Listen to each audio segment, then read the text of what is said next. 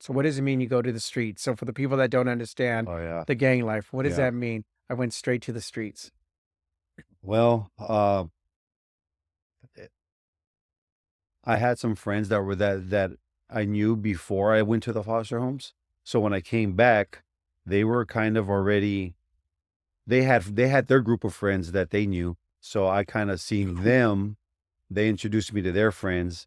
And so that's how the way I started picking and choosing the guys I wanted to hang around with. That's Mhm. kind of how the way it happened. And I think I was only 3 months, 4 months after my mom got me back from foster care. That's when I went to jail for murder. You got jumped in? I got jumped in. Yeah. And then I 3 did. months later, you went to jail for murder. Yes. 3 months after that. Yeah, because I believe I got jumped into to my gang when I was 12 years old. And I was probably only back with my mom probably about 2 months.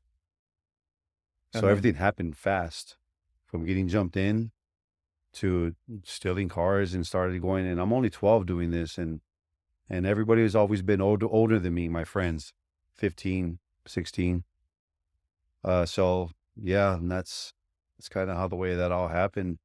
Next thing you know, I'm not there no more. So actually, my siblings came back from foster care while I was fighting a murder case in juvenile hall. Yeah. do you want to touch on that a little bit, or do you rather just leave it and Um. go on to something else? Well, I mean, it's part of the story. Um. That was a interesting night. I 12 years old. 12 years old. Yeah. Uh. Without touching on so many detail because it's a story. Yes. Is that I witnessed my first dead body, really, seeing somebody get killed in front of me. So that left me scarred for a while. And then going through the court case and going through the trial and all that. I used to get a lot of professionals come into the jail to come see me because I was the youngest Suspect murder suspect in the history of LA at that County. time. Yeah. Yeah, so people were interviewing me, trying to pick my brain, trying to find out what makes this kid tick. What happened when, and so yeah, Wow. that's kind of and to be that kid and to have that upbringing and to sit here now in front of you, to be able to reflect on it, it's definitely a one for a book, Mm. for sure. And I'm appreciative right now that I still have all my senses, and I still, because I did drugs myself, and I got caught up in the lifestyle. However, I get to sit here now. I'm blessed. I want to help people, and I have that state of mind. And there's, all those rough edges that I grew up with, they're not there no more. I don't want them there no more. And it took a while though for me to get to this state of mind though to be at the peace that I'm at right now. Um, and for those that heard the first podcast of me having my son murdered and having to be on the phone with them right before it happened and all that, that's all part of the big story, of what's going on in my life. But I'm able to share it with others. I was able to process things along the way. I was able to understand the transitions that were taking place in my mind. And I could appreciate God for that. I'm a technician at heart. That's what I do. So I got to figure things out. Mm. I try to figure out people's angles or, the mentality, what I was going through some of these changes.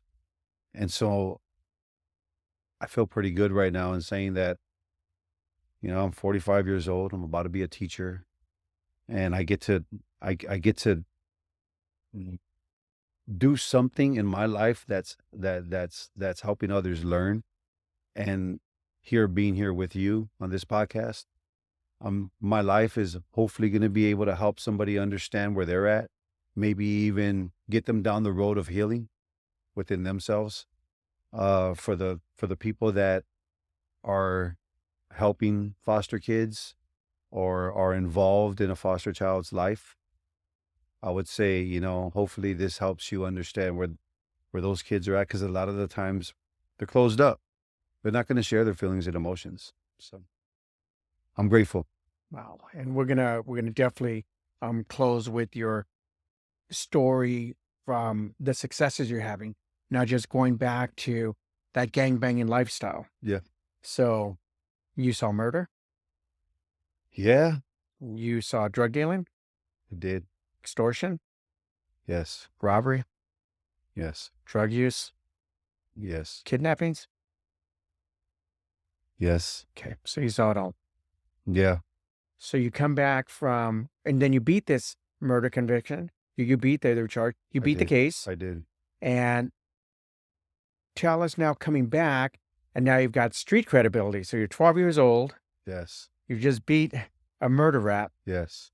And now you're back on the streets and you've just elevated to a whole nother level. Yes. And, it's interesting that you put it that way, because a lot of people probably would not see it that way, but that's that mentality, that only certain people can grab from that kind of a story, only because, maybe you're familiar, or, maybe kind of been there yourself. But yes, that's what it was. And, the way I beat that murder case was simply because my best friend at the time, my homeboy, he came into my trial, and he pretty much told them that I had nothing to do with it. Told the truth is what he did. And by telling the truth, that's what set me free. The truth set me free, because that's what it was. Him telling the truth. And we didn't know, my lawyers didn't know if he was going to do that or not, but he had already taken a plea bargain. And so after he took his plea bargain, now my trial comes along, and so I come back into the courtroom, and I see my mom crying, my dad crying, everybody, my lawyer looks, his eyes are wide open and he's excited. And so I'm telling my lawyer what's going on. He's telling me to stay quiet. So after it's all said and done, he tells me they just dropped the murder case, and they just dropped everything that was associated with that murder case, which is all the time I was looking at. I was looking at 25 to life, and I was 12. So I really thought I was going to go do prison time. But you know what? Real quick, I'll touch on that, because that was at 11 years old when I told you I was in the boy zone, and I was going through through that stage in my life. I came up with a plan, and the plan was I had to do something strong enough to get myself to prison, so I can go get with a certain group of guys that called the shots in the prisons and on the streets. And I wanted to be one of those guys. And I was hoping, my goal was to be that by the time I was 18 years old. I wanted to be one of those guys. And I was definitely going down that road, and I was making my way there. But that all came from the environment that I grew up in. So yeah, interesting, huh? And you still had, so even as a young child, you crafted these goals, maybe not in the what society expects, but you already had a plan. You wanted to be the CEO of this prison gang, Yeah. of this organization, where other kids are looking to be police officers and doctors and firefighters. You were like, well, if this is the cards that life has handed me, then I've got this plan in place. I've got to go ahead and make the movidas in order to Yes. get to that next level. And then from such a young age, the likelihood is it probably would have happened, because you're so young, you're going to be able to put in the work in order to elevate it to that place of power and authority at a young age. Yes. Wow. Yes. So I'm glad, though. I'm glad that my life took the turns that it took. I'm still fortunate that I was able to meet a lot of good people along the way. I don't knock anybody. I don't even knock my life for the way that it went, only because of where I'm at today and the gratitude that I have. Just I get to reflect on a lot of memories, a lot of different stories, a lot of different events, and just they make me that much more grateful to be here today. So facing 25 years to life, and you beat the case, you're let back out onto the streets, you still didn't have your awakening with, that wasn't enough. Usually people would be scared straight at that point because their life is over. So you get out, but you continue on this path for the next couple of years. So I'm curious to find out a little bit more about that, and then when you finally had your awakening. Oh, wow. Yeah. Well, um, coming out, my goodness, when I got out, like you said, it was that high. It was a high that I came out to because there was a sense of I beat this murder case.